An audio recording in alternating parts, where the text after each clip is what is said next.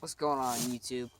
This is Tanner with the Backyard's Woodsman, and today I've got more kind of a little bit of a repetitive video for y'all today. I'm gonna be talking about my Haversack kit, what I've got in it, because I've got a new Haversack that I'll tell y'all about later on, and I've kind of rigged up, put some more gear in there, taking some stuff out that I didn't use, so I'm gonna go over that.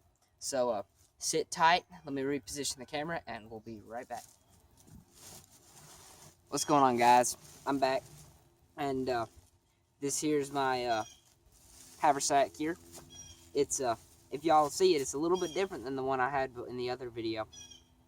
This one was sewn by my sister. She has one of them fancy little sewing machine things, and she can sew with. I tried to use it and like broke it twice, so she did it for me and helped me out on that. So thank you, sister. But this one is made out of, instead of my other one, because my other one was falling apart, this one I took 3 chunks of sheet and put 3 chunks together, so it's way stronger than one. And the main reason I stopped using the other one was because it fell apart. And also this one, what we did was if you look at it, it's kind of not a perfectly white color. Kind of didn't want it. I mean, it's still kind of white. It still sticks out, but it's not quite as white as the other one was. That's because we took it and we got some tea, caffeinated tea, and we just dipped the piece of cloth in it, let them sit there, and it kind of took the whiteness out of it. But it just has it has just a camouflage strap on it, just random strap I had lying around. Stupid fly, get off my hand. But that's for my bag. These flies are going everywhere. He gone. Alright, so let's open it up here and let's talk about what I got inside. Let's see, which bag am I going to pull out first? I'll pull both of them out. There's one of them. There's the other one. Let's lay that aside. But basically all my stuff I keep in 2 peanut sacks. When I have my fire, because fire is a big thing, so I keep, the fire kit in my Haversack is mainly what I use. Then this is kind of other odds and ends that I might need. So I'll start out with this one here. What I have in this one is, let's take it out here. I have a little tool, almost like a little tool roll here. I call it tool roll.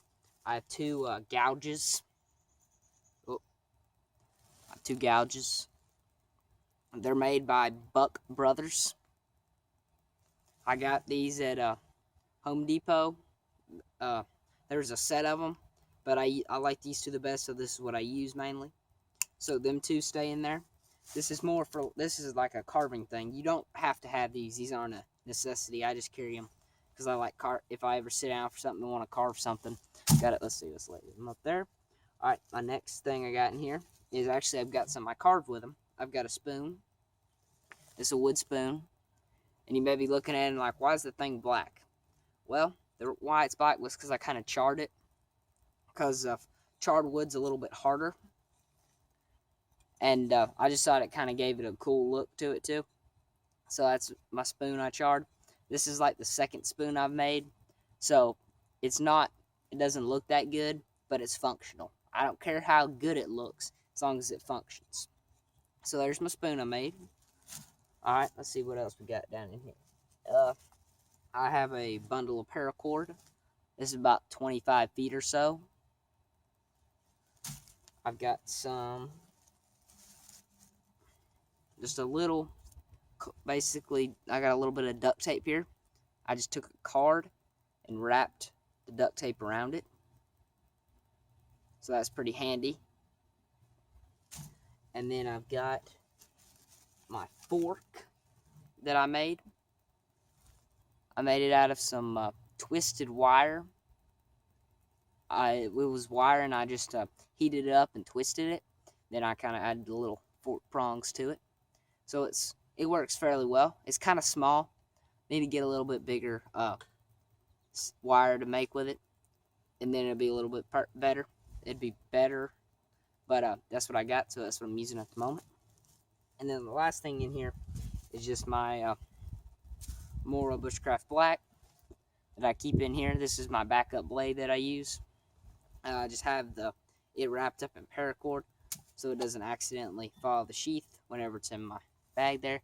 There's the blade sheath. So that's all that I have in my, that's kind of my, what bag do I call it? That's kind of my everything but fire bag there. I keep everything but my fire kit in there. And then what takes up, then I'll move on to my fire kit here. This is what takes up the majority of the room in my haversack because this thing's huge. But right here on top, I just have some birch bark. It's in a little bit of a plastic bag just to keep the water out of it. That's river birch bark. Sorry, I said birch bark, but it's river birch. Then I have a little tin here. It's my Altoids tin that I keep char in and a chunk of quartz that I can use on the back of my knife to create sparks that I could use like as a flint and steel fire. And then let's see. This what I have here is just I have a small bundle of sticks. Some of this stuff most people would consider unnecessary, but I carry it just for emergency sake. But it's just like a small bundle of sticks. It's already been dried out. It's ready to go. So basically all I got to do is unroll it and stick it on the fire. It's ready to go. And then I've got, let's see. I've got two little larger chunks. This is cypress here. Just some larger chunks of wood here that I can use just to keep my fire going or to get it started along with my twigs there. Then I actually have a little bit of a larger stick in here too.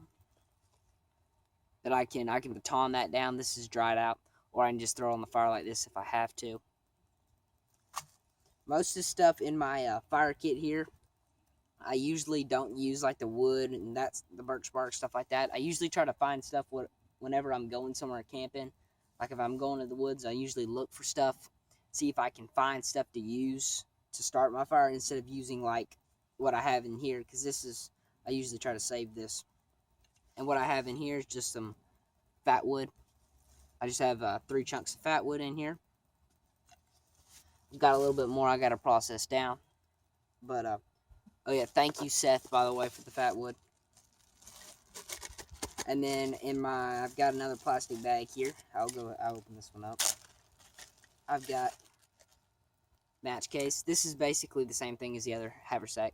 My match case, my Bic lighter, and then my ferro rod. So all them 3 things, keep them in this plastic bag to keep the water out of them. The water won't mess up the ferro rod, but it will mess up the other 2, and I just like keeping everything together so I know where it's at. And I also put a backup, let's see if I can turn it around, a backup fire steel on my knife sheath. I just rubber banded it on there. But alright, let's keep going on with this. Got off topic a little bit there. Here's something y'all might like if I can get my hands down to this little bag here. Stupid string, get out of the way. I keep it in a little piece of cloth here that I could use as char if I had to. But this is a let's see if I can get out of here. This is a bow drill divot. Some people look at that and be like, "What, a bow drill divot? How's that a bow drill divot?" Well, most people would hammer a penny down in there to use as their this is the bearing block. Well, let me get started. I done messed up.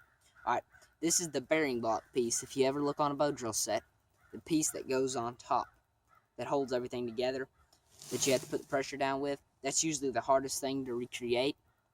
So I made it and keep it in my fire kit. Well, what it is a chunk of antler here that I drilled a 1/2-inch hole down into, and I just put a 1/2-inch washer down in there that fits down in there, and it works perfectly. Some people would hammer pennies and stuff down into it. I couldn't get that to work, and I had a bunch of 1/2-inch washers lying around and then work perfectly. You just got to make sure that whenever you're using it, that your spindle doesn't start forming to that hole and just go up into the antler, because it will do that. But This really isn't required. The washer's not really required for it. You could just leave just regular antler, but I wanted to have this tool for a while, and I didn't want my spindle to wear through my antler, so that's why I did that. But there's that. My next piece here, I just have this is actually just a little crap lighter that I got, I think at Walmart. There's like 7 of them for like $1.50 or something. Just another lighter. Never have too many lighters. That one I just kind of leave loose in there, laying in there. And then last but not least, I have, this is last ditch effort here. It's kind of like my last ditch Altoids 10 fire kit thing. I've got my got a wet fire cube in here. Wet fire cube. And then I've got some jute twine. I have some steel wool. Then I have a chunk of, I put a bunch of cotton balls in the center of this. I got a bunch of cotton balls and stuck them in the middle and wrapped them up in duct tape. And this works amazing for fire starter. I don't know if duct tape's like harmful if you breathe it in, but it works really good as a fire starter. And then I have a little stick of fat wood in there. And on the very bottom down here, I have another piece of birch bark. That's river birch as well. Let me put all this back in here. Let's get everything back.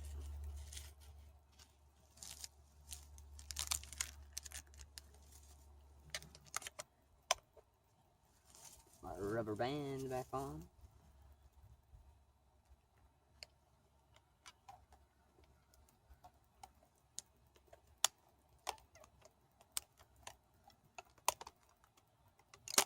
Ow, popped myself. That hurt. Stupid rubber bands. Let me raise my camera up here.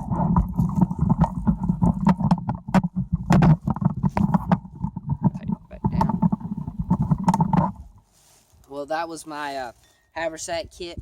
Everything that I'm carrying in there. It works pretty well. I've started multiple fires with it. It works with my fire kit. It works really well. My Haversack, my new model made by my sister, it has held up 10 times better than the other one. But thank y'all for watching this video. I hope y'all enjoyed. Have a great evening, and that's me signing out.